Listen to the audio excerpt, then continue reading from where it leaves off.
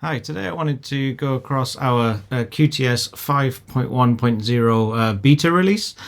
So anybody that wants to try this is able to. So this is QTS only at the moment. QUTS Hero should follow soon in beta as well. So for anybody wanting to try that, you can.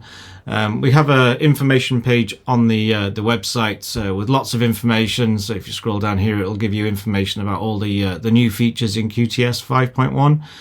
So I'll go through a few of these once I've got one of the NAS set up here. So here I'm using the TVS-H1288X that I've converted to QTS and upgraded to the beta version. So you can see the version I'm running at the top there, which is 5.1.0. So here I'm going to go through the full setup. We may skip the automated parts a little bit in fast forward, but largely this is going to be an unbroken setup of QTS 5.1.0, and then I'll go through some of the specific changes that have been made with this new release. So the first thing I'm going to do is click Start Smart Installation. Little terms and conditions to agree to there, so I'll click Next. Here you can check for updates. I think I'm already on the latest version, so it's saying it already is up to date, so I'm going to keep that one. Click Next. So largely this little bit is fairly unchanged from previous versions. So here I'm just going to name the NAS name as the model number of the NAS. Username, yeah, I'll leave it as Craig. Don't know what it's saved as those passwords, so I'll just type them again just in case. Click Next. Click Next. Obtain automatically is fine for me, but you can use a static if you want. This NAS has 6 Ethernet ports, so make sure you pick the correct one if you are doing that. I'll leave it on obtain for this. I'm happy with all those settings, and then it's just warning me that any data on the drives is going to get erased, so I'm going to click Initialize here. So that's going to go off and do the automated portion where it's just going to run through for a few minutes doing all the setup.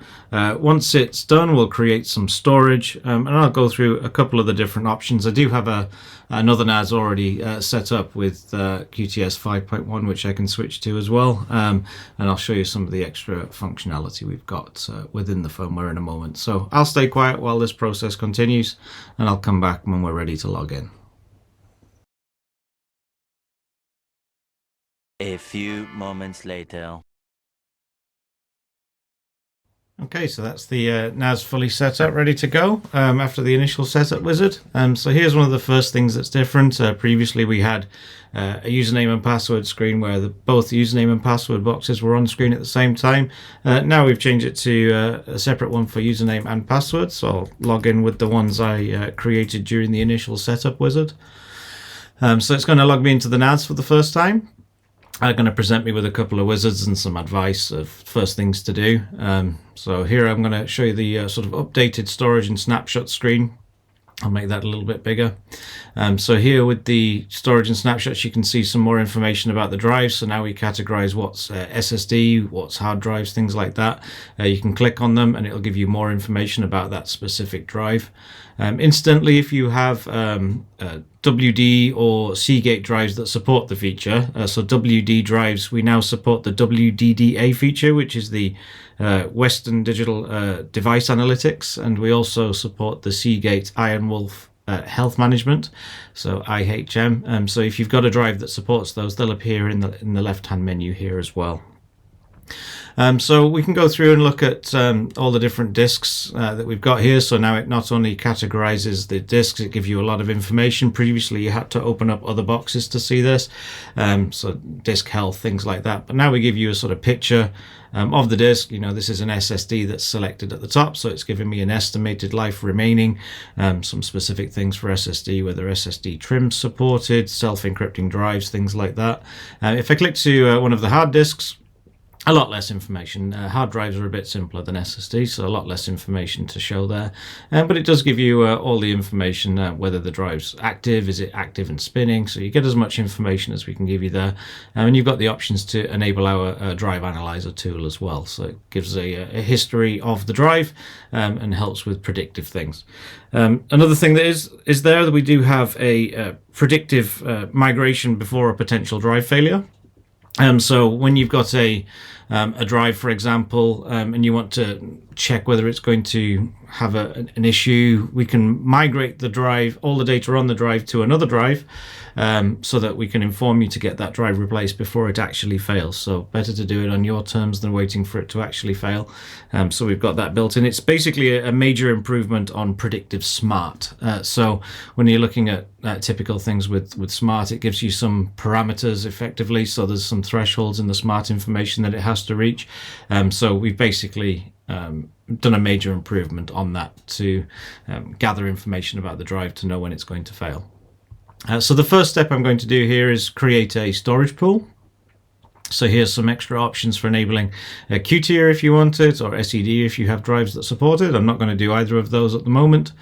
So here you can pick whichever drives you want. I'll just pick a couple of the hard drives here. So say drive 1, drive 2. This is QTS, not QUTS Hero, so having the system volume on SSDs is not as important, so I'm fine doing that.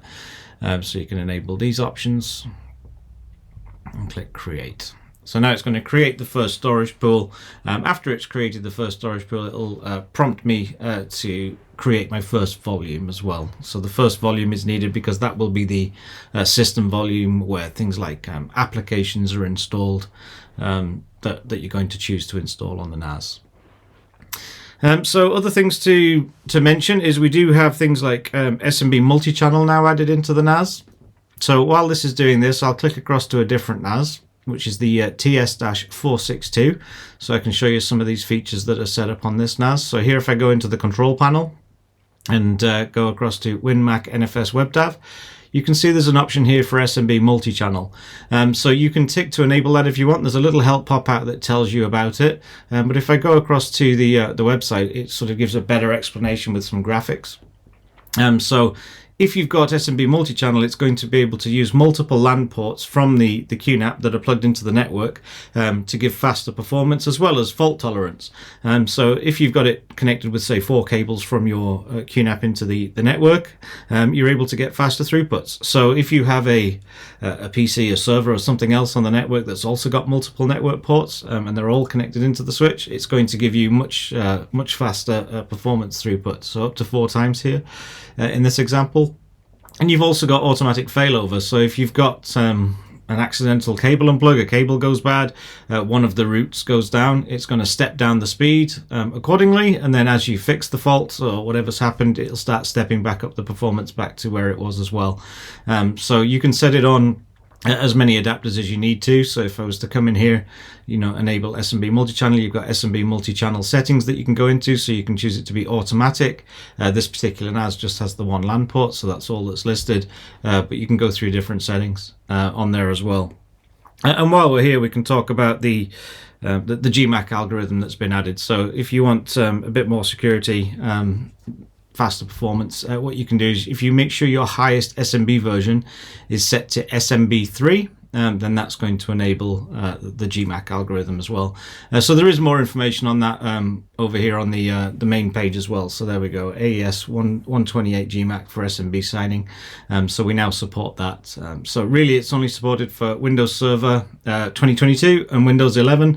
But if that's what your network's made of, you're able to use that for less resource demand on the NAS, things like that. So the NAS can use its resources to go faster rather than to do all the resources for the encryption. So that's the main settings. If we go back to the TVS H1280AX, it's now created the pool. Now it wants me to create a new volume, so I'm going to just leave it pretty much on the default settings here. Next, click all the way through. Next, finish. So now that's going to create a volume on this NAS so that we can use that for shared storage, app installation, things like that. While it's doing that as well, I could also create an SSD cache because I didn't use the SSDs somewhere else, so I'm able to use them here and assign it to a volume if I want to as well. We do now have delegated administration as well, so I've created an extra user over here on the TS462. So if I come to the privileges settings, we can see here I've got an extra user, which is Tam, who's our sales director. So I created Tam as a user. Now he's just a very basic user account, no permissions for anything really except the public share. But what I can do is I can go to the new screen here, which is delegated administration.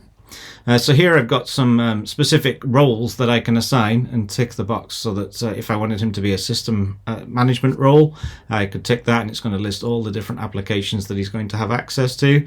To know what each one of the items is, which is the best for what you need, there's a little hyperlink here at the top that you can click, and it pulls it out and it tells you what each of the options are. So application management, access management, it's going to give you a bit more information as to what each of the sections is. So for example, if I was to do shared folder management, that's all Tam would be able to manage, shared folder management. But if I was to tick backup management, he's going to have both shared folder management as well as backup management, because you kind of need to do both for the role of backup management. So you've got lots of different options that you can choose. So you simply tick the one that you want, and it's going to give you a delegated role to that user. And when that user logs into the NAS, they're going to see a different set of screens to you. So here I'm logged in as the administrator. I've got full app access to everything. But if I was to say let Tam log in with just these permissions, he's going to get his normal interface plus some options for managing the backup.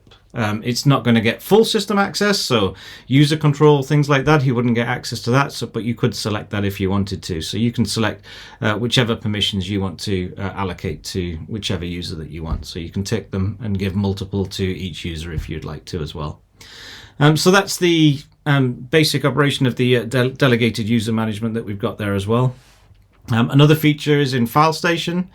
We've now added a recent section at the top left. So if you've recently added a file, recently deleted something, recently opened something, there's a recent section that's now at the top. So that's pretty handy. If you've just put something on the NAS and you maybe forgot where you put it, this is a nice way to see the most recent files that you've been to as well.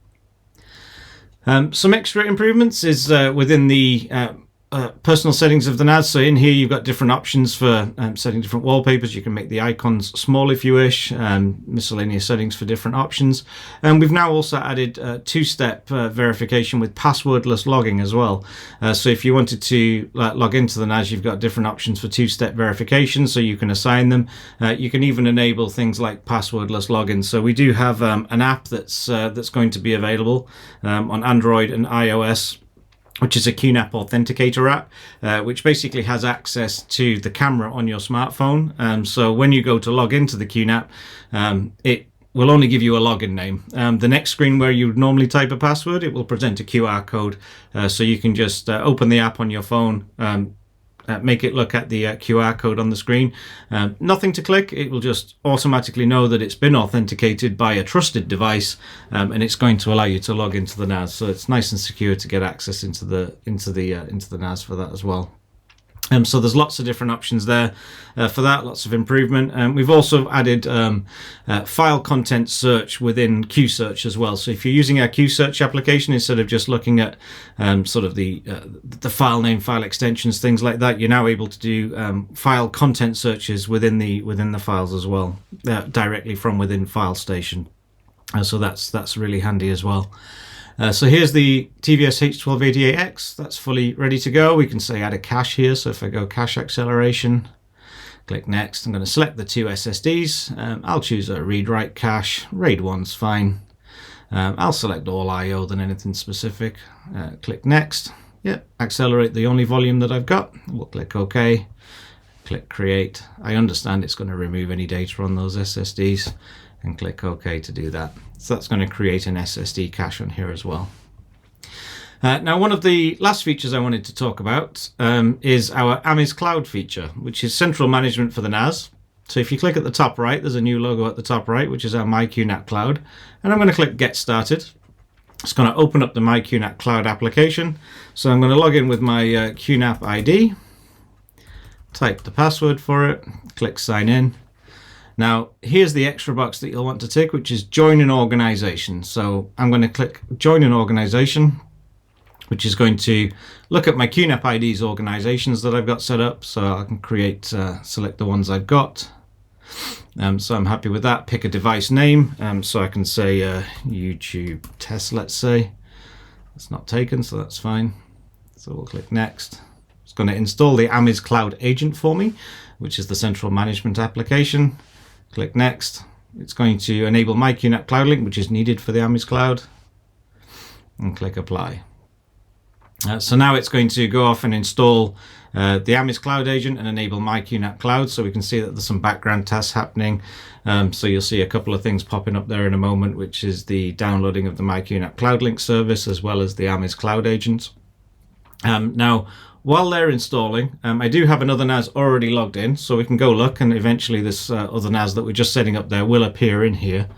So this is the main dashboard. Currently it says NAS 1, so hopefully as we're looking through here, we'll see it change to NAS 2. So there'll be 2 NAS listed. So this works with both NAS and our QU CPU devices. But the NAS themselves, it's going to give you a lot of information, a nice summary. Depends how many disks you've got among your entire pool of NASs that you'd have here. But here right now it's just showing 6 disks, because the one NAS that's listed has 6 disks in it. But once the TVS H1288X gets logged in, we should see a few more appearing there. But you see a lot of information here in a one-page summary dashboard. If you want more information for a specific NAS, you can click onto the NAS, and there's some actions that you can do. Now, if you've got multiple NAS, you can apply these actions to many of the NAS at once. So here, if I tick the box, there's an action option here, so you can do restart, shut down, or remove. You've also got options to do device applications. So this is all the applications currently running on the TS462, which is the only NAS that I currently have added. So it's still waiting for the other one to appear. But there is an option at the top to install applications. So here you can say, I want to install Container Station, and you can tick which NAS you want to install it on. So if you've got multiple NAS, you can select as many as you want and then click install, and it will go off and remotely install Container Station on all the NAS that are in the list. If I come back to the NAS list and I actually click on the NAS, it's going to give me an overview of that NAS. So you can see some time windows that you can choose to look at. So I only turned the NAS on this morning, so that's why it's pretty blank for the weekend there. But here it's showing me some information about what the CPU is doing, CPU load, memory usage, things like that. You can scroll down, there's a bit more information about network, fans, temperatures, things like that.